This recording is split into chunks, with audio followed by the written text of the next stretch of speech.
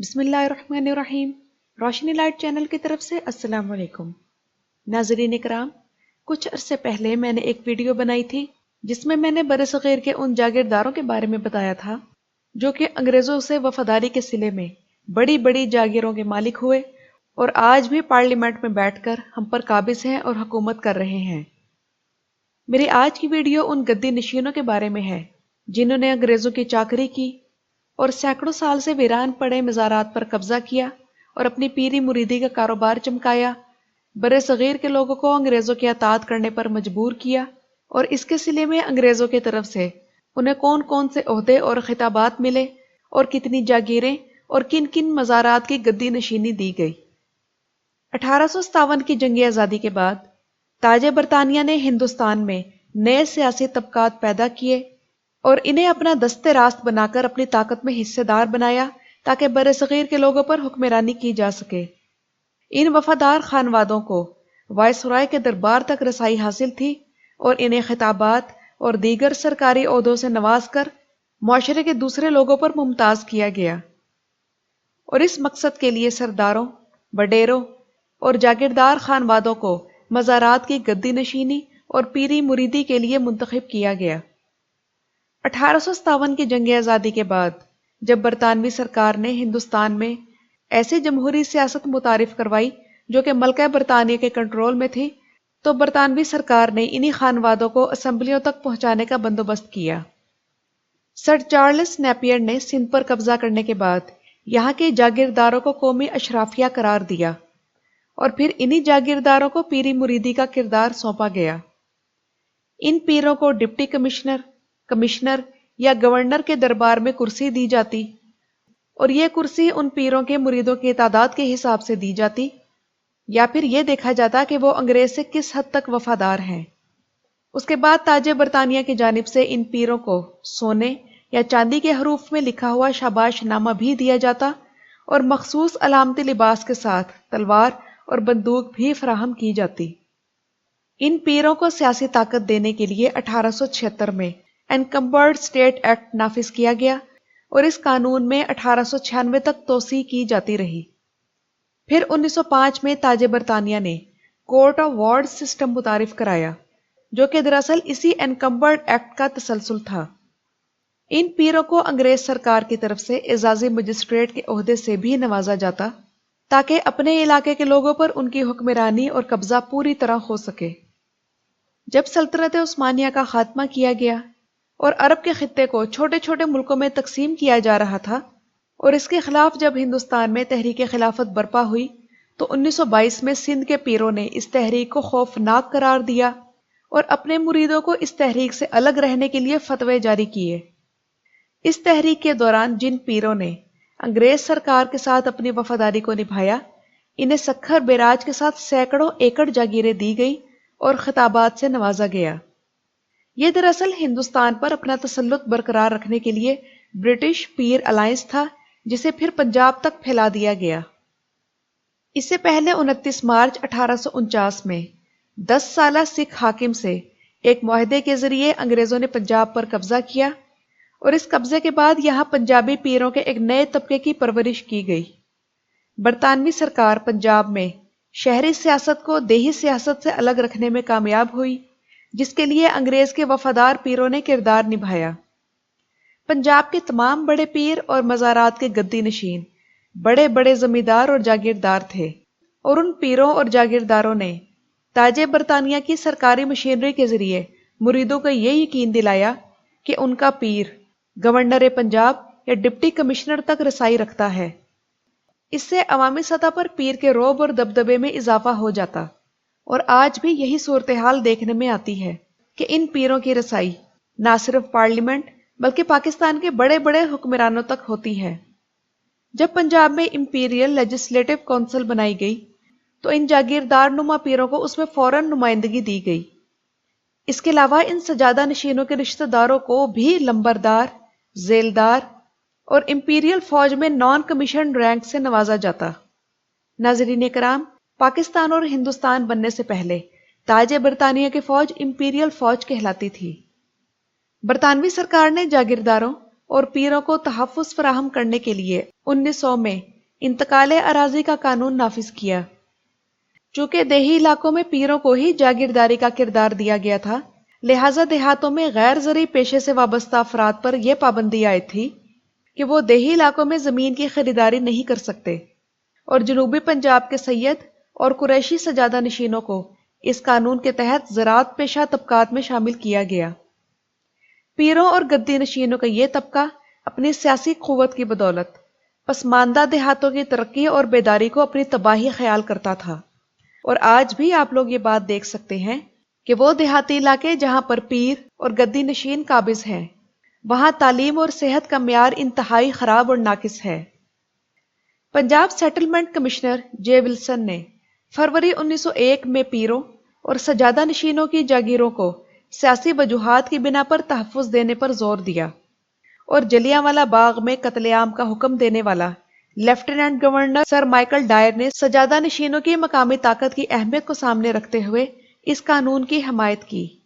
صرف یہی نہیں بلکہ برطانوی سرکار نے دونوں عالمی جنگوں میں فوجی بھرتیوں کے لیے بھی پیروں اور سجادہ نشینوں کو ریکروٹمنٹ افسر بنایا، اور عارضی طور پر انہیں اعزازی لیفٹیننٹ اور کیپٹن کے عہدوں پر تعینات کیا۔ اس کا نتیجہ کیا نکلا؟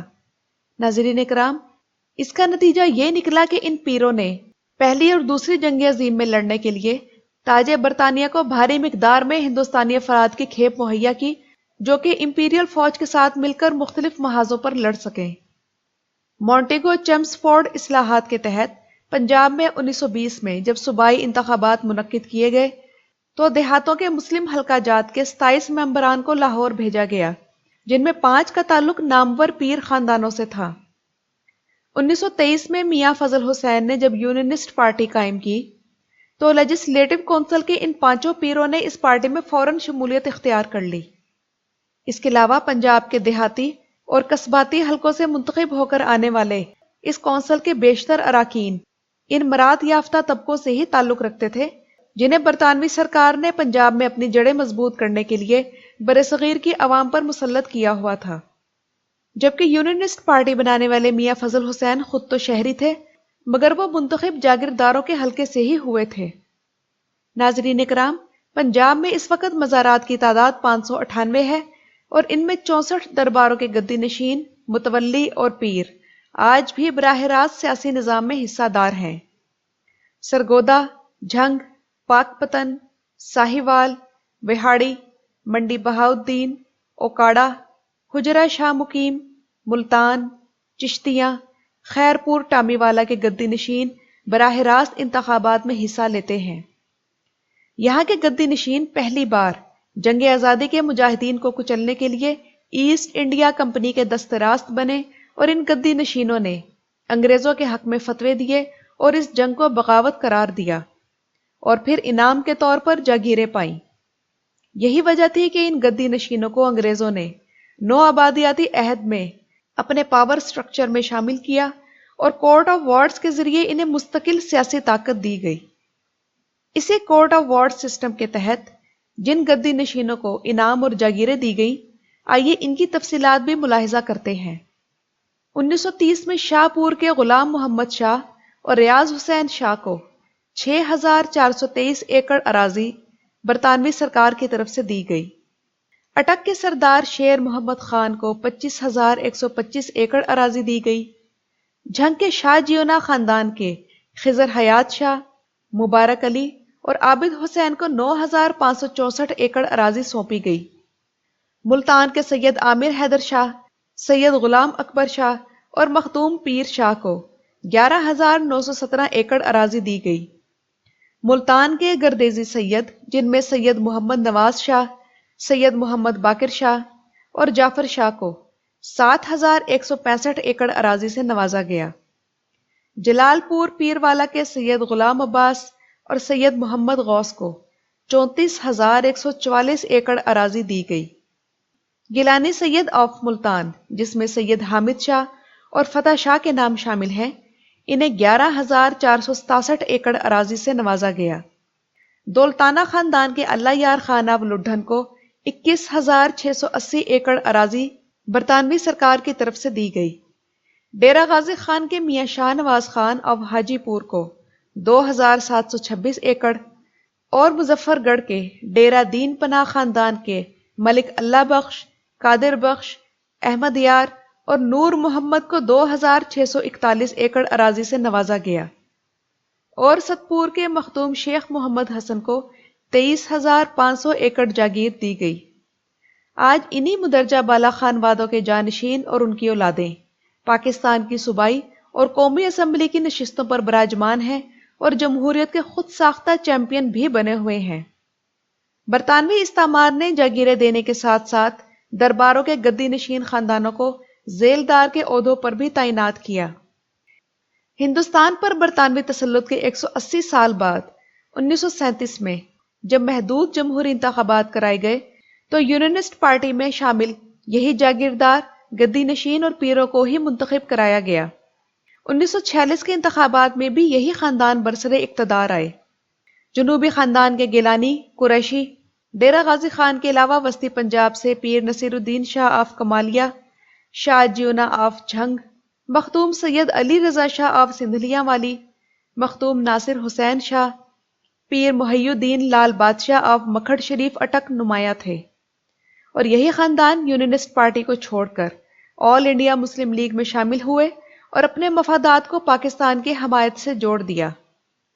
قیام پاکستان کے بعد ان گدی نشین پیروں نے چاہے اس ملک میں جمہوری حکومت قائم ہوئی ہو یا مارشل لا لگایا ہو، ان گدی نشین پیروں نے پاکستان کی سیاست میں مستقل طور پر اپنا وجود قائم کر لیا۔ ایوب خان کے جمہوریت کے تصور سے لے کر ضیاء الحق کی مجلس شورا میں اسلامائزیشن تک، اور اس کے بعد جنرل پرویز مشرف کے روشن خیال تصورات کی حمایت میں یہ گدی نشین پیش رہے۔ قومی اور صوبائی سیاست میں شامل ان بااثر گدی نشین اور پیروں کے حلقہ جات کا اگر جائزہ لیا جائے تو یہاں شرح خواندگی تشویشناک حد تک کم ہے۔ درباروں کے یہ مذہبی نمائندے اپنے مریدوں سے نذرانے، منتیں اور مرادیں لیتے ہیں، اور محکمہ اوقاف پر ان کا ہمیشہ مکمل کنٹرول رہا ہے۔ گزشتہ دنوں پنجاب اسمبلی میں وزیر اوقاف نے رپورٹ جمع کرائی کہ محکمے کے زیر انتظام مزارات کی تعداد 544 ہے، اور ان مزارات سے سالانہ آمدن 1.5 ارب سے زائد کی ہوتی ہے۔ یعنی ناظرین کرام، یہ وہ آمدنی ہے جو ظاہر کی گئی ہے، اصل آمدنی تو اس سے کہیں زیادہ ہے۔ 2 سال پہلے ایک پیر نے اپنے 2 بیٹوں کی شادی کی تھی، اور اس میں صرف آتش بازی پر کئی کروڑ خرچ کیے گئے تھے۔ شاید وہ شادی آپ لوگوں کو ابھی تک یاد ہو۔ یعنی آپ لوگ اندازہ لگائیے کہ ان مریدوں اور زائرین سے کس حد تک نذرانے اکٹھے ہوتے ہوں گے، اور پھر انہیں کس طرح بے دردی سے اڑایا جاتا ہے۔ اس کے علاوہ ان مزارات سے منسلک زرعی جاگیروں پر بھی ملی بھگت کے ساتھ یہ پیر مقامی سرکاری مشینری کے ساتھ مل کر قابض ہیں، اور ان جاگیروں کا رقبہ سینکڑوں ایکڑز ہے۔ متعدد مزارات کی گدی نشینی دراصل اب جانشینی میں تبدیل ہو چکی ہے، اور یہی گدی نشین یا ان کے متولی سالانہ عرس تقریبات کا انعقاد کرتے ہیں، اور وہ بھی ایک طرح سے کمائی کا ہی ذریعہ ہے۔